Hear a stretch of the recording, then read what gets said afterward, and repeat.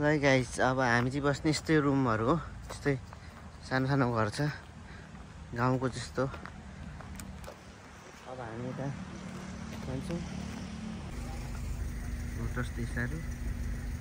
अब हामी यता घुम्नेछौँ एकदम राम्रो बलेको छ चाहिँ आगो हाम्रो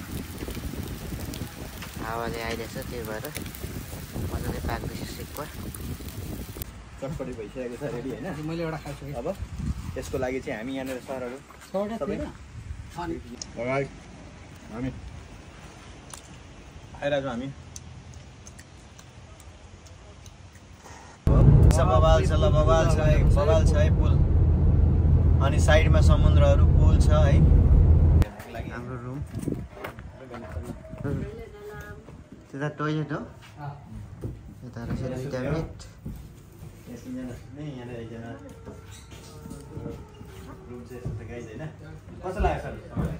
रुम त ठिकै छ हामी उता समुद्रतिर एक राउन्ड घुमेर आउँछौँ पछाडि सेकुवाहरू बनाउँछौँ हामी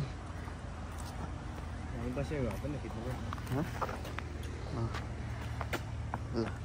जाउँ अब एक राउन्ड लाएर आउँ यो चाहिँ हाम्रो घर आजको एक रातको लागि यस्तो छ हाम्रो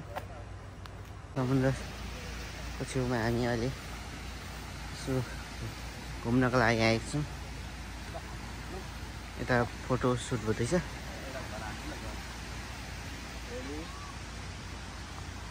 यस्तो छ घरहरू यहाँ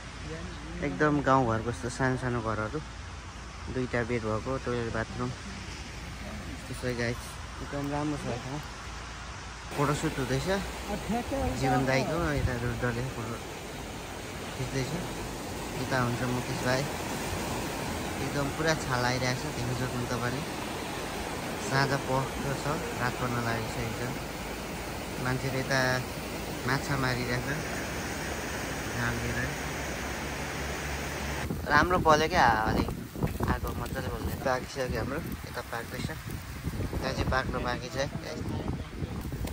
चटपटी भइसकेको छ रेडी हैन मैले एउटा खाइछु अब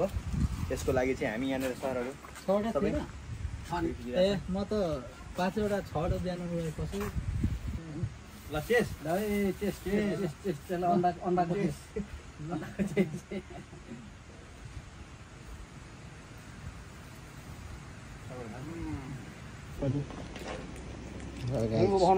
सेकुवा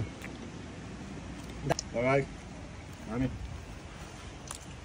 आइरहेको हामी